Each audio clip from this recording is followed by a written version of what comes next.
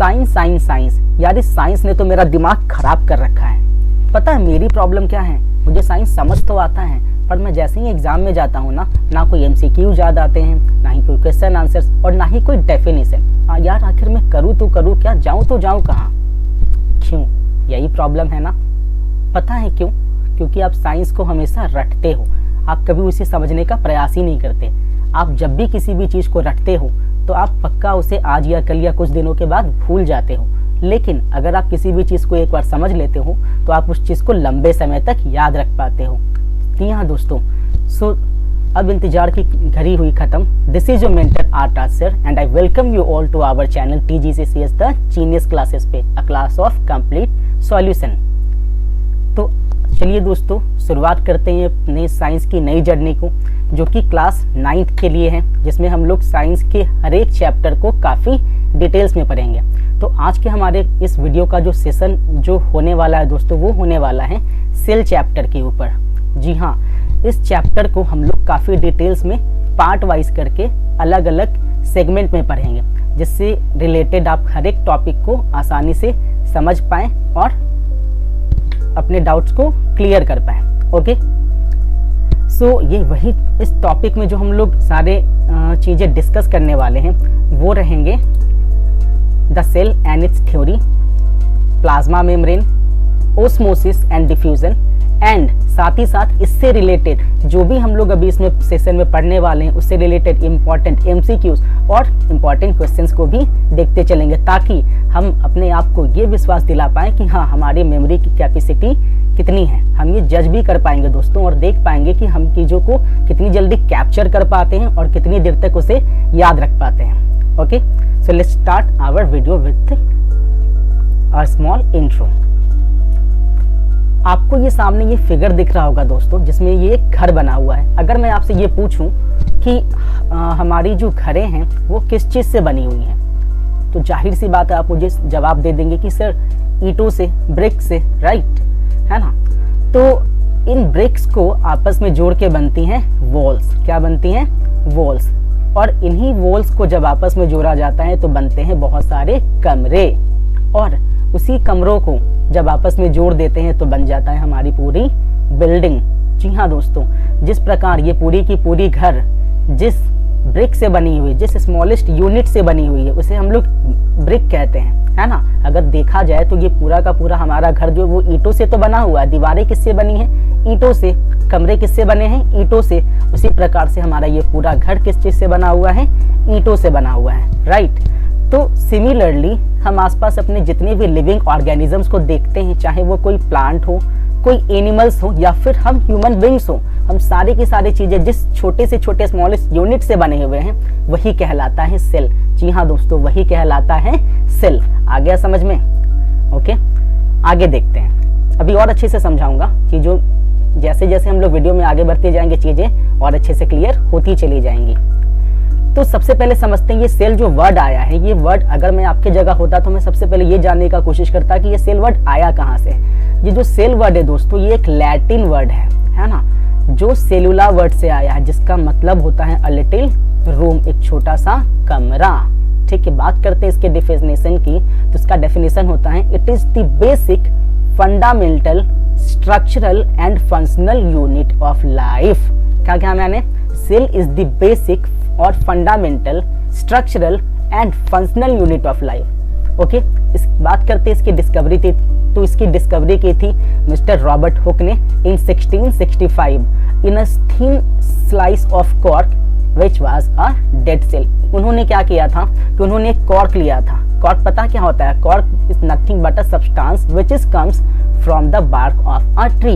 जो पेड़ की जो छालें होती हैं ना दोस्तों, उसी को लेकर उन्होंने, उसी को ही कॉर्क कहा जाता है, और उसी को लेकर उन्होंने जब अपने खुद के बनाए हुए माइक्रोस्कोपिक लेवल पर जब उसे देखा तो उन्होंने डिस्कवर किया कि ये चीज जो है सेल है, जो कि वो जो सेल जो था दोस्तों वो एक डेड सेल था। ये हमेशा याद रखेंगे।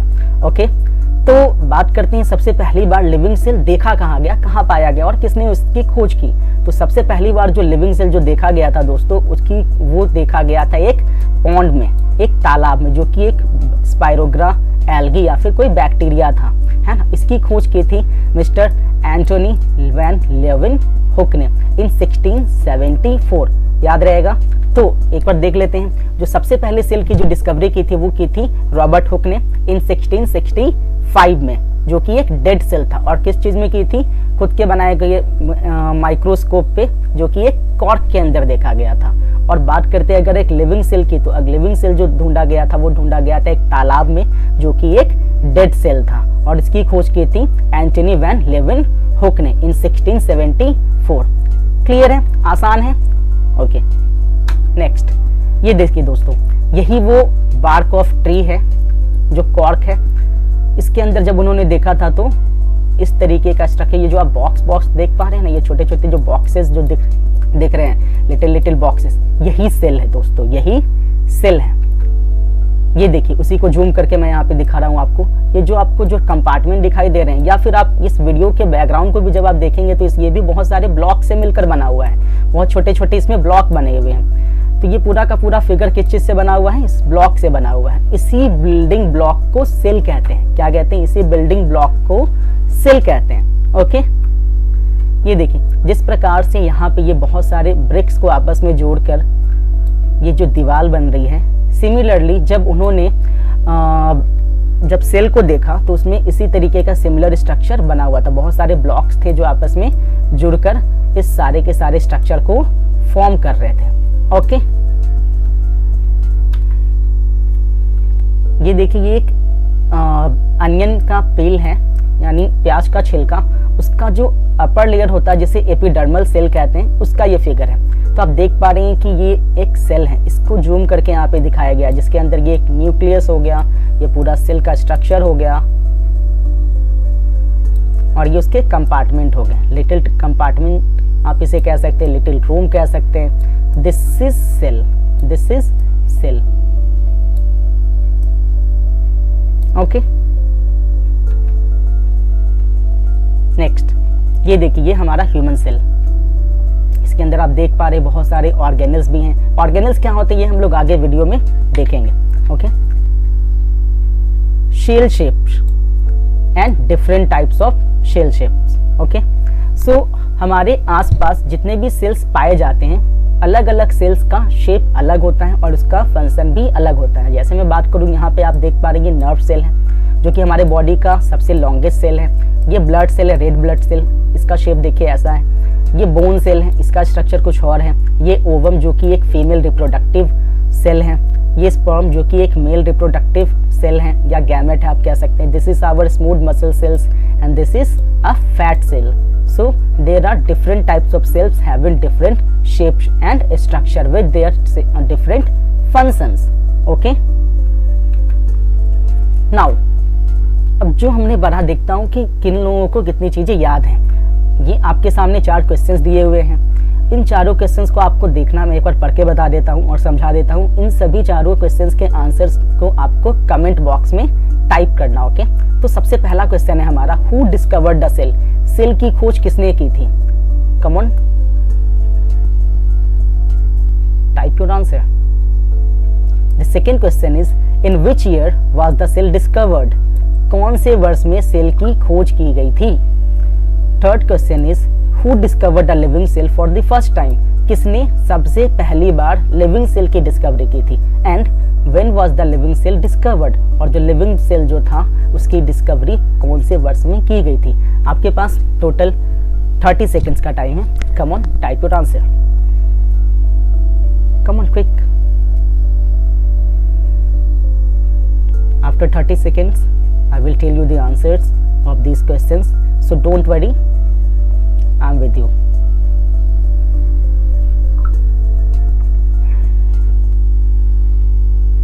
Who discovered the cell?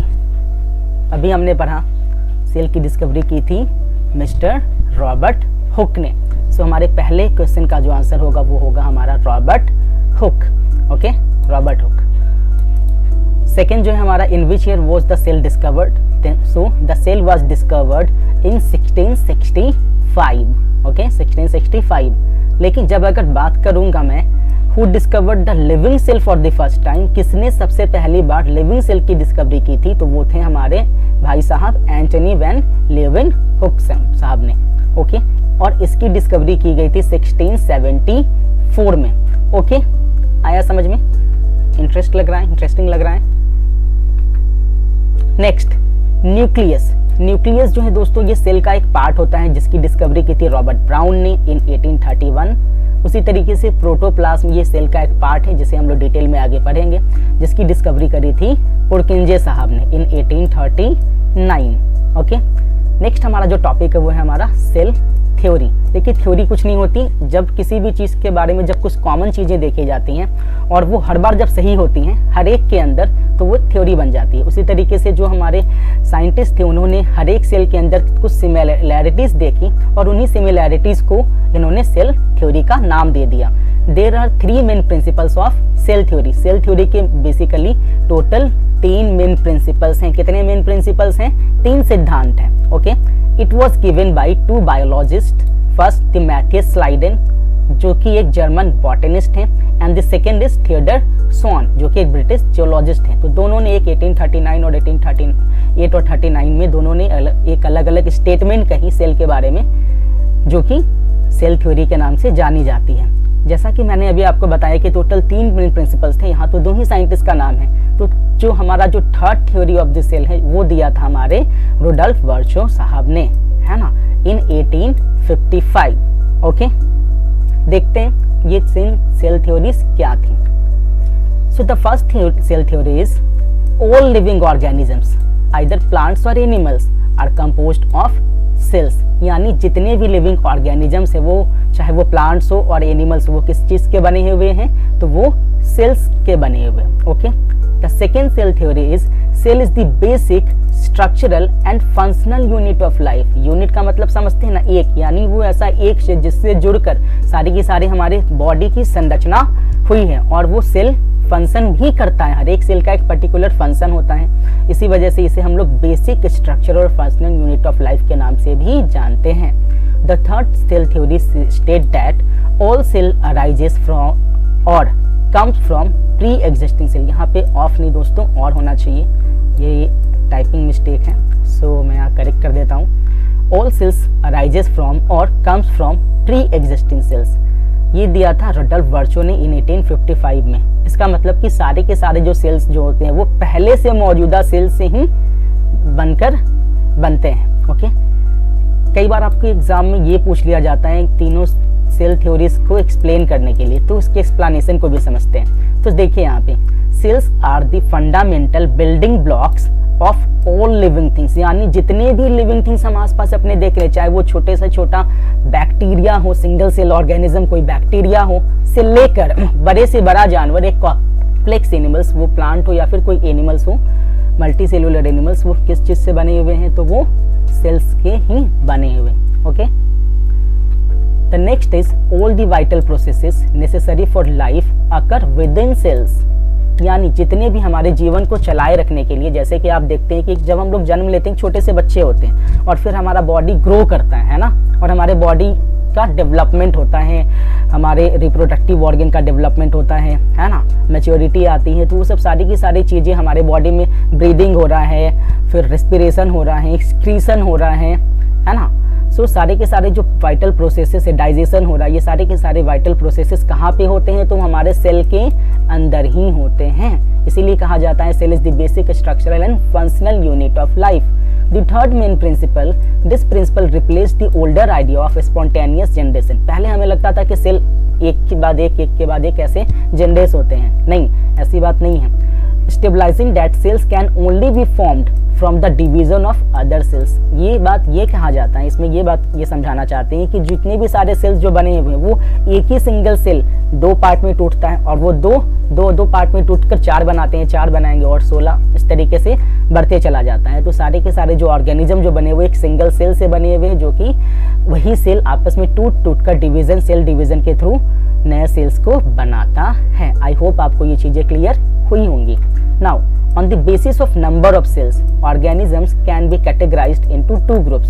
यानी जितने भी ऑर्गेनिजम्स हैं, कुछ ऑर्गेनिजम्स एक सेल के बने हुए होते हैं तो कुछ एक से ज़्यादा सेल के बने हुए होते हैं। तो उसके अकॉर्डिंगली हम लोग सारे के सारे ऑर्गेनिजम्स को, लिविंग ऑर्गेनिजम्स को हम लोग दो ग्रुप में बांटते हैं। पहला यूनिसेलुलर ऑर्गेनिज्म, यानी वैसे ऑर्गेनिज्म जो कि सिर्फ और सिर्फ एक सेल या फिर सिंगल सेल से बने होते हैं। For example bacteria, protozoa, amoeba and etcetera.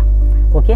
Multi cellular organism, multi का मतलब ही है बहुत सारे, यानी वैसे ऑर्गेनिज्म जो कि एक से ज़्यादा सेल्स के बने हुए हो या फिर मिलियंस ऑफ सेल्स के बने हुए। For example we human beings and animals. Okay, clear है। नेक्स्ट, सेल मेम्ब्रेन और प्लाज्मा मेम्ब्रेन।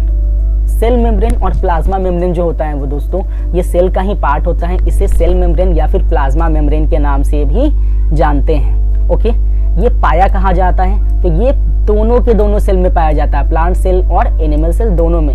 जो एनिमल सेल होता है यानी हम लोग सारे के सारे एनिमल्स, ह्यूमंस, और जो प्लांट सेल्स होते हैं यानी प्लांट भी जो है वो सेल से ही बना होता है। सेल अगर नहीं होता तो ना तो कोई एनिमल्स होते और ना ही कोई प्लांट्स होता। तो ये कहाँ पाया जाता है, एनिमल सेल्स में भी और साथ ही साथ प्लांट सेल्स में भी। अंडरस्टैंड। इसकी लोकेशन कहाँ होती है, so it is the first layer of animal cell. ये एनिमल सेल का सबसे पहला लेयर है, इसे आउटर कवरिंग भी कह सकते हैं हम लोग।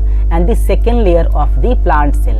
ओके, यानी अगर बात करूँ इसके डेफिनेशन की, so the first layer of the animal cell that surround a cell is called cell membrane और plasma membrane and it is the second layer of plant cell. Okay, बात करते हैं इसकी कॉम्पोजिशन की, यानी इसकी बनावट कैसी होती है। So the plasma membrane is primarily composed of lipids such as phospholipids and proteins. मतलब कि जो प्लाज्मा मेम्ब्रेन जो होता है दोस्तों वो मुख्य तौर पे दो चीजों से बना होता है, लिपिड से, जैसे कि हमारा फॉस्फोलिपिड्स, और प्रोटीन्स। इन दोनों चीजों से मिलकर हमारा सेल मेम्ब्रेन या प्लाज्मा मेम्ब्रेन बना होता है। ओके, तो ये याद रखिएगा, this is so important, lipids and proteins. Okay, these components are arranged in a bilayer structure with hydrophilic, that is water attracting, heads of the lipids facing outward and the hydrophobic water repelling tails facing inward। ये जो इसका जो structure होता है दोस्तों ये by layer होता है, यानी दो लेयर से बना होता है ना। जिसमें कि एक लेयर जो होता है हमारा हाइड्रोफिलिक, जो कि वाटर अट्रैक्टिंग होता है, जिसे हेड ऑफ द लिपिड्स भी कहा जाता है, जिसका फेस आउटवर्ड्स यानी बाहर की ओर होता है। और वहीं दूसरी ओर बात करें हाइड्रोफोबिक, जो कि वाटर रिपेलिंग होता है। फोबिक का मतलब फोबिया, यानी जिससे हमें डर हो, यानी वैसा पार्ट जो कि वाटर से डरता हो, यानी वाटर को रिपेल करता हो, जो कि टेल्स कहलाता है, हाइड्रोफोबिक टेल्स, जिसका फेस इनवर्ड अंदर की तरफ रहता है ना, अंदर की तरफ, ताकि वो अंदर के कंपोनेंट्स को बाहर ना आने दे। ओके, ये रहा हमारा प्लाज्मा मेम्ब्रेन या सेल मेम्ब्रेन का स्ट्रक्चर। आप देख पा रहे हैं ये फॉस्फोलिपिड बाई लेयर्स हैं यहाँ पे, जहाँ पे यहाँ पे इसके ये टेल्स हैं और ये इसके हेड्स हैं, है ना। आपने देखा अभी कि जो हाइड्रोफिलिक हेड होता है ये बाहर की तरफ इसका फेस होता है ना, और हाइड्रोफोबिक टेल्स होता है जिसका टेल्स ये अंदर की तरफ, ये इनवर्ड की तरफ इसका फेस रहता है। इसका फेस रहेगा इनवर्ड और इसका रहेगा आउटवर्ड। ओके, अब नाउ फंक्शंस किसकी बात करते हैं, इसकी फंक्शंस क्या क्या होते हैं। सेल मेम्ब्रेन के एग्जाम में कई दफा आपसे फंक्शन पूछ लिया जाता है। सो इसका फर्स्ट फंक्शन जो होता है, it allows the movement of semi fluid material in and out of the cell. यानी क्या मतलब हुआ इसका, कि ये जो सेमी फ्लूइड जो होता है, यानी सेल के अंदर एक तरीके का तरल पदार्थ भरा होता है, एक लिक्विड भरा होता है ना। उस लिक्विड के मटेरियल को अंदर से बाहर या बाहर से अंदर आने की अनुमति देता है। ठीक है। सेकेंड फंक्शन इसका होता है, it also prevents the movement of some other materials. ये कुछ जैसे सेल के अंदर बहुत सारे कंपोनेंट्स हो सकते हैं, आपने यहाँ पे इस फिगर में देखा होगा। एक सेकेंड में आपको दिखाता हूँ। हाँ, ये देखिए, ये जो है दोस्तों ये सेल मेम्ब्रेन जो कि आउटर कवरिंग है इस सेल का, ये जो सेल का जो बाहर का जो स्ट्रक्चर आप देख पा रहे हैं, ये जो कवरिंग जो देख पा रहे हैं, यही कहलाता है हमारा सेल मेम्ब्रेन और प्लाज्मा मेम्ब्रेन। और इसके अंदर ये जो आप देख पा रहे हैं ये कहलाता है हमारा साइटोप्लाज्म। तो साइटोप्लाज्म ये लिक्विड मटेरियल है, इसके अंदर बहुत सारे आप ऑर्गेनल्स देख रहे होंगे, जैसे Golgi apparatus, lysosome, endoplasmic reticulum. तो इसके अंदर के कुछ इंपॉर्टेंट मटेरियल है जो कि इससे होकर बाहर आते हैं, और कुछ मटेरियल बाहर से अंदर की ओर आते हैं। तो ये सारे के सारे चीजों को बाहर नहीं जाने देता, ये इसे बाहर जाने से बचाता है ना। Next, it gives a definite shape to the cell. ये सेल को एक डेफिनेट शेप प्रोवाइड करता है। सेल का आपने शेप देखा ना, तो सेल का जो डेफिनेट जो शेप होता है वो इसी सेल मेम्ब्रेन के कारण होता है। Next, it provides protection to the internal content of the cell. ये साथ ही साथ सेल के अंदर मौजूद जो इंपॉर्टेंट इंटरनल कंटेंट है उसको भी बचाता है। ओके, तो ये 4 मेन फंक्शन है जो कि अगर आपके एग्जाम में पूछा जाए तो आपको लिखना है। Okay, note, the plasma membrane is called a fluid mosaic membrane. Plasma membrane को दोस्तों फ्लूइड मोज़ेक मेम्ब्रेन कहा जाता है। क्यों कहा जाता है? Because it consist of a fluid phospholipid bilayers with proteins embedded in it like a mosaic pattern। क्यों? क्योंकि ये 2 चीजों से मिलकर बना हुआ है। एक तो फ्लूइड से मिलकर बना हुआ है, फ्लूइड फॉस्फोलिपिड बाइलेयर्स से बना हुआ है, जिसके अंदर प्रोटीन्स क्या होते हैं? एम्बेडेड होते हैं, यानी अंदर धंसे होते हैं, है ना। जैसा कि एक मोज़ेक पैटर्न बनाता है। मोज़ेक पैटर्न क्या होता है देखते हैं आगे। इन 1972 साइंटिस्ट सिंगर एंड निकोलसन, ये बहुत इंपॉर्टेंट है दोस्तों, ये याद रखिएगा। 2 साइंटिस्ट थे जिनका नाम था सिंगर एंड निकोलसन। इन्होंने एक मॉडल प्रस्तावित किया, है ना, किसको समझाने के लिए? सेल मेम्ब्रेन के स्ट्रक्चर को समझाने के लिए। उसी मॉडल को कहा गया fluid mosaic model. Okay, why is it called fluid mosaic? आखिर इसको फ्लूइड मोज़ेक ही क्यों कहा गया? तो इसका रीजन है दोस्तों, पहला, इट इज कॉल्ड फ्लूइड। इसे फ्लूइड इसलिए कहा गया because the phospholipids and some proteins can move sideways inside the membrane. यानी मेम्ब्रेन के अंदर जो है कुछ प्रोटीन्स जो हैं, है ना, और जो फॉस्फोलिपिड्स जो हैं वो क्या कर सकते थे? मूव कर सकते थे। So the membrane is flexible not rigid, ताकि जो हमारा मेम्ब्रेन जो हो सके वो फ्लेक्सिबल हो सके, है ना कि सख्त हो जाए। ठीक है, इसी वजह से इसे फ्लूइड कहा गया क्योंकि वो फ्लो कर सकता था। Next, it is called mosaic because different types of proteins are embedded in the phospholipids layer. इसे मोज़ेक इसलिए कहा गया क्योंकि ये जो फॉस्फोलिपिड्स बाइलेयर जो था, जो 2 लेयर से बना हुआ था, उसके अंदर प्रोटीन्स क्या थे?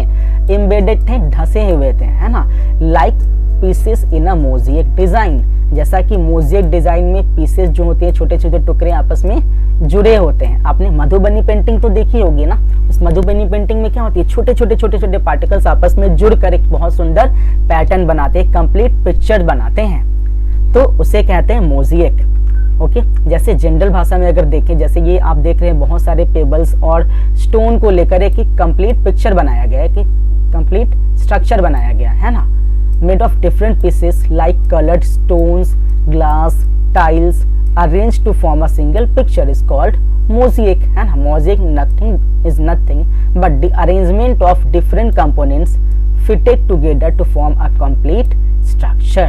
okay, तो जिस तरीके से यहाँ पे जनरल लैंग्वेज में अगर देखा जाए तो मोज़ेक एक पैटर्न होता है जो कि क्या बनाता है? कंप्लीट स्ट्रक्चर बनाता है by using different components fitting together. उसी तरीके से आप सिमिलरली यहाँ पे इन्होंने इसको कंपेयर किया इस चीज से, है ना। आप देख पा रहे कि यहाँ पे ये फॉस्फोलिपिड बाइलेयर जो है, इसके अंदर बहुत सारे प्रोटीन्स क्या हैं? इसके अंदर और बाहर धसे हुए हैं, है ना, धसे हुए, इसीलिए इसे फ्लूइड मोज़ेक मॉडल कहा जाता है। आगे बात समझ में क्लियर है? Good. Now plasma membrane, it is also called selectively permeable membrane.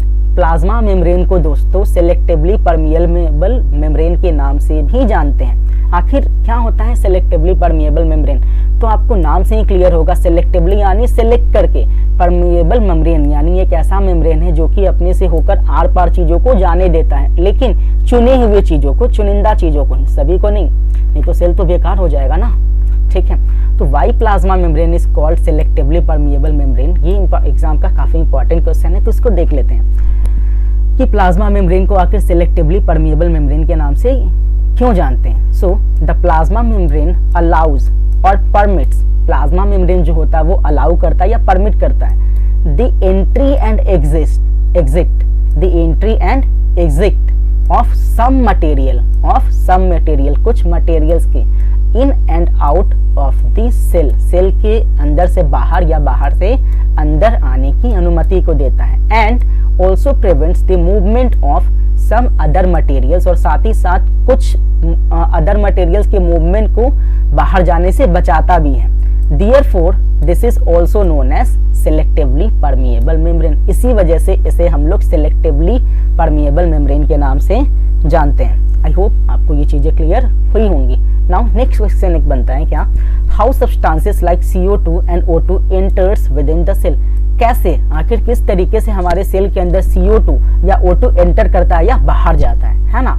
So the substances like CO2 and O2 move across the cell membrane by a process called diffusion के through, okay, and the movement of water molecules through plasma membrane is possible by the process of osmosis। हमारे cell के अंदर जो liquid material का जो हमारा जो आदान प्रदान आप कह सकते हैं या फिर आवागमन आप कह सकते हैं समझने के लिए, तो वो जो होता है वो एक मेम्ब्रेन के कारण होता है, जिसे कहते हैं हम लोग प्लाज्मा मेम्ब्रेन के कारण होता है। उस प्रोसेस को कहते हैं ऑस्मोसिस। यानी जो गैस हमारे बॉडी के अंदर सेल के अंदर अगर एंटर करेगा तो वो करेगा डिफ्यूजन के थ्रू, और जो वाटर मॉलिक्यूल्स हमारे बॉडी के अंदर सेल के अंदर एंटर करेंगे ऑस्मोसिस के थ्रू। ओके, देखते हैं डिफ्यूजन और ऑस्मोसिस को। डिफ्यूजन आपने पढ़ा होगा, ये आपको ऐसे भी पता होना चाहिए, ये केमिस्ट्री में भी बहुत काम आता है डिफ्यूजन, है ना। ठीक है, फिजिक्स में भी काम आता है, कई दफा फिजिक्स में तो काम नहीं आता, सॉरी, केमिस्ट्री में काम आता है और बायो में काम आता है, इसलिए हमें समझना जरूरी है। तो डिफ्यूजन क्या होता है, the process through which a fluid move from level of higher concentration to the level of lower concentration, या आप इसे ऐसे कह सकते हैं the intermixing of different particles from level of higher concentration to a level of lower concentration. जैसे आपने अपने घर में जब आप अपने घर में एक अगरबत्ती जलाइए तो अगरबत्ती की खुशबू जो है जहाँ पे अगरबत्ती जल रही है वहां से पूरे कमरे में फैल जाती है, कैसे, डिफ्यूजन के थ्रू। दिस इज डिफ्यूजन, है ना, क्लियर है। नाउ ओस्मोसिस क्या होता है, यही डिफ्यूजन जब किसी लिक्विड में होता है ना, जब कोई लिक्विड हायर लेवल से लोअर लेवल की ओर जब फ्लो करती है उसे हम लोग क्या कहते हैं, ओस्मोसिस। यानी it is the process through which a liquid flow from level of higher concentration to the level of lower concentration. यानी जिस जगह पे पानी ज्यादा होगी वहां से पानी जिस जगह पे कम होगी उधर की ओर बहाव, उसे कहते हैं हम लोग ओस्मोसिस। अब बात करते हैं इन दोनों के बारे में। डिफ्यूजन देख रहे हैं यहाँ पे कि हाई कंसेंट्रेशन है यहाँ पे गैस के मॉलिक्यूल्स का, जो भी मॉलिक्यूल्स हमारे हैं इसका कंसेंट्रेशन यहाँ पे ज्यादा, और यहाँ से ये किस की तरफ मूव कर रहा है तो लोअर कंसेंट्रेशन की ओर। ठीक है, this is called diffusion. Now osmosis, यहाँ पे आप देख पा रहे हैं कि यहाँ पे ये एक प्योर वाटर है। ये क्या है, प्योर वाटर। यहाँ ये हमारा ये जो फिगर में ये आपको जो दिख रहा है ये एक मेम्ब्रेन है, ये एक सेमी परमिएबल मेम्ब्रेन है। ठीक है, इस तरफ जो आपको दिख रहा है ये एक सॉल्यूशन है, ये शुगर और वाटर का सॉल्यूशन हो सकता है या सॉल्ट और वाटर का सॉल्यूशन हो सकता है। तो सॉल्ट वाटर में इस पानी के साथ नमक भी मिला हुआ है और यहाँ सिर्फ प्योर वाटर है, तो पानी किधर से किसकी तरफ मूव करेगा, यानी यहाँ पे पानी के साथ शुगर या फिर आप कह सकते हैं कि सॉल्ट भी मिक्स है, यानी यहाँ पे पानी की कमी है और यहाँ पे प्योर वाटर है, यहाँ पे पानी ज्यादा है, तो पानी ऑब्वियस सी बात है यहाँ से इसकी तरफ मूव करेगी, ना कि इधर से इधर की ओर, है ना। ये गलत है, ये सही है। ठीक है, एक और फिगर में देखते हैं। यहाँ पे दो सॉल्यूशन लिया गया है दोस्तों। एक सॉल्यूशन में सॉल्यूट की कंसंट्रेशन कम है, यानी इसमें एक में मान लेते हैं कि नमक कम मिला हुआ है और एक पानी में नमक ज्यादा मिला हुआ है। तो आप खुद बताइए कि पानी किस तरफ से किधर की ओर मूव करेगा, जिधर पानी ज्यादा है से कम की ओर, या पानी जिधर कम है उससे ज्यादा की ओर, किस तरफ मूव करेगा बताइए। ऑब्वियस सी बात है कि जहां पे पानी ज्यादा है वहां से कम की ओर। ठीक है, यानी पानी इस तरफ से इस तरफ मूव करेगा। इस वाले सॉल्यूशन में पानी क्या है, काफी तो इसके कंपैरेटिवली कम है, और इसमें पानी इसके कंपैरेटिवली ज्यादा है, तो पानी इधर से इधर की ओर मूव करेगा। ओके, देखते हैं डिफ्यूजन और ऑस्मोसिस में क्या क्या डिफरेंसेस होते हैं। It can occur in any medium, ये किसी भी मीडियम में होता है। ठीक है, बट ऑस्मोसिस अगर ओनली इन लिक्विड मीडियम, ये सिर्फ और सिर्फ लिक्विड मीडियम में होता है। सेकेंड, द डिफ्यूजन मॉलिक्यूल्स में बी सॉलिड्स, लिक्विड और गैसेस। जो डिफ्यूजिंग जो मॉलिक्यूल्स होंगे वो सॉलिड भी हो सकता है, लिक्विड भी हो सकता है और गैस भी हो सकता है। बट जो ओस्मोसिस होता है दोस्तों, it involves movement of solvent molecules only. ये सिर्फ और सिर्फ सॉल्वेंट मॉलिक्यूल्स को ही मूव कराता है। सॉल्वेंट यानी जो लिक्विड पार्ट होता है हमारे सॉल्यूशन का, सिर्फ वही मूव करता है ना। Next, semi permeable membrane is not required. Diffusion के लिए आपको सेमी परमिएबल मेम्ब्रेन की रिक्वायर्ड नहीं है, लेकिन ओस्मोसिस के लिए यहाँ पे सेमी परमिएबल मेम्ब्रेन की रिक्वायर्ड है ना। यानी ओस्मोसिस तभी हो सकता है जब वहाँ पे सेमी परमिएबल मेम्ब्रेन हो, लेकिन डिफ्यूजन के लिए सेमी परमिएबल मेम्ब्रेन की कोई ज़रूरत नहीं होती। ओके, इसका एग्जांपल परफ्यूम स्प्रेडिंग इन अ रूम। जब आप परफ्यूम लगाते हो उसकी खुशबू पूरी तरह जब जहाँ जहाँ आप जाते हो वहाँ वहाँ फैलती जाती है, ये क्या है? डिफ्यूजन है। Next, raising swelling in water. आपने देखा होगा जब आप किसी किशमिश को पानी में भिगो देते हो तो वो फूल जाता है ना। यानी किशमिश के अंदर पानी क्या था? बहुत कम था, ना के बराबर था, और बाहर उसके सराउंडिंग पानी काफ़ी ज़्यादा था। तो पानी बाहर से यानी जहाँ पे पानी ज़्यादा वहाँ से कम की ओर आ गया, जिसके कारण हमारा जो किशमिश था वो फूल गया। Okay, now let's move to our MCQ question. So our MCQ question is, how does a substance move through osmosis और डिफ्यूजन? ऑप्शंस हैं from higher concentration to a lower concentration, option B from lower concentration to higher concentration, option C equal concentration, और option D inside to outside only. यानी इस सवाल में आपसे ये पूछा जा रहा है कि किस तरीके से ऑस्मोसिस या डिफ्यूजन में सब्सटेंसेस मूव करते हैं, कैसे मूव करते हैं? हायर कंसेंट्रेशन से लोअर कंसेंट्रेशन की ओर, या लोअर से हायर की ओर, या इक्वल कंसेंट्रेशन में मूव करते हैं, या फिर इनसाइड से बाहर की ओर से मूव करते हैं। जल्दी से अपने आंसर को कमेंट में बताइए दोस्तों।